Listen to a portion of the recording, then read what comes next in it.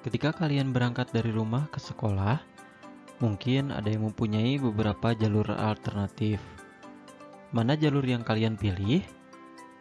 Tentunya kalian akan memilih jalur tercepat dan biaya yang murah untuk sampai ke sekolah.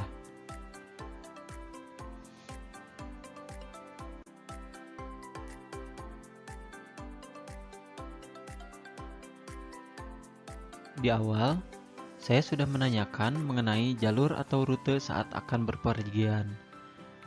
Bersama saya, Pak Ardi Aryansyah, kita akan belajar mengenai routing jaringan komputer. Bagaimana lalu lintas data bisa sampai ke tujuan dengan cepat? Bagaimana proses data bisa sampai dengan mudah, cepat, tanpa kita harus datang ke tempat tersebut. Mari kita pelajari.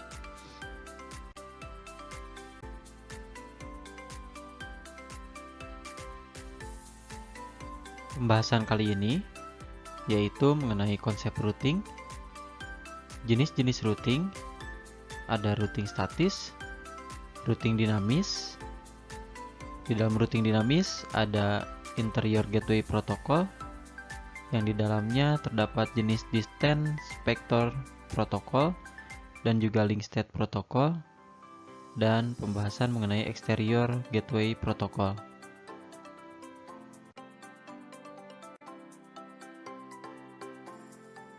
Konsep routing.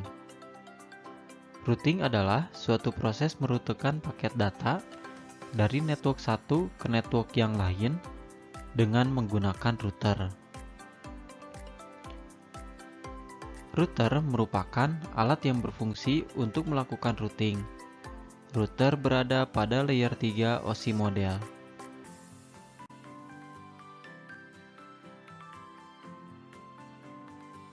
Perhatikan gambar berikut. Dari ketiga host pada gambar, saat dilakukan uji coba, maka host A dan B bisa langsung berkomunikasi. Sedangkan C tidak dapat melakukan komunikasi baik dengan A ataupun B, walaupun ketiganya memiliki subnet mask sama. Kenapa? Karena C berbeda net ID dengan A dan B. Bisa dilihat, net ID adalah yang diberi warna hijau. Untuk yang komputer A dan juga B memiliki net ID 172.25.88, sedangkan yang C memiliki net ID 172.25.90. Dengan net ID yang berbeda, maka C tidak dapat berkomunikasi dengan A ataupun B.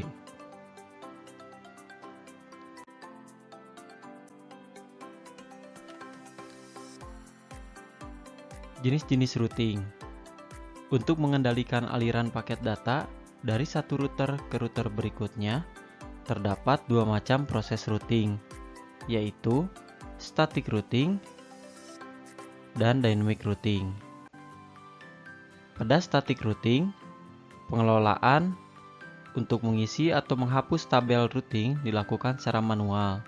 Sedangkan pada dynamic routing, perubahan dilakukan secara otomatis menggunakan protokol routing.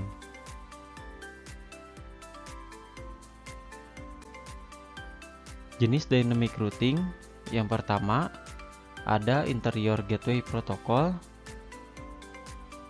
Nah, di interior gateway protocol ini mempunyai jenis lagi, ada distance vector protocol dan juga link state protocol. Jenis dynamic routing yang kedua ada exterior gateway protocol.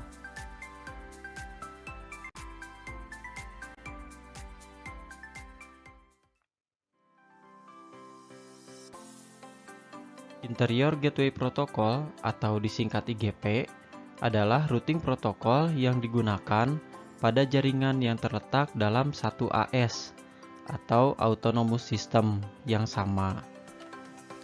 Autonomous System sendiri adalah sekumpulan jaringan yang dikelola dan dikendalikan oleh otoritas administratif tunggal yang menggunakan kebijakan routing internal yang sama. Di dalam interior gateway protokol masih terbagi lagi menjadi dua jenis, yakni distance vector dan juga link state. Distance vector merupakan jenis routing protokol yang melakukan pemilihan jalur routing berdasarkan jarak dari router ke tujuan atau hop count. Contoh distance vector adalah RIP atau Routing Information Protocol dan juga EIGRP atau Enhanced Interior Gateway Routing Protocol. Jenis interior gateway protokol yang kedua adalah link state. Link state adalah jenis routing protokol yang melakukan pemilihan jalur berdasarkan kondisi link. Contoh dari link state adalah OSPF atau Open Shortest Path First dan juga ISIS, Intermediate System. Mengenai penjelasan detail contoh protokol dari masing-masing routing akan dibahas pada kompetensi dasar routing statis dan juga routing dinamis.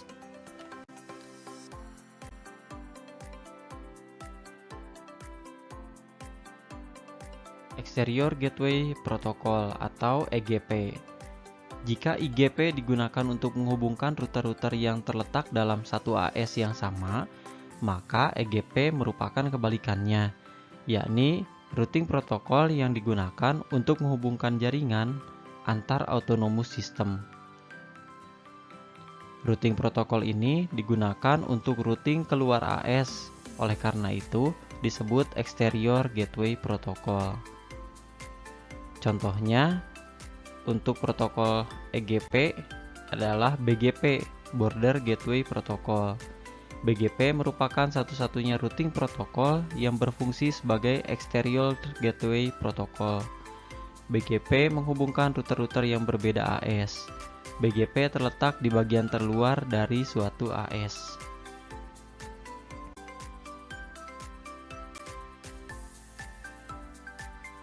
Bagaimana? Sudah paham kan apa itu routing dan apa saja jenis routing?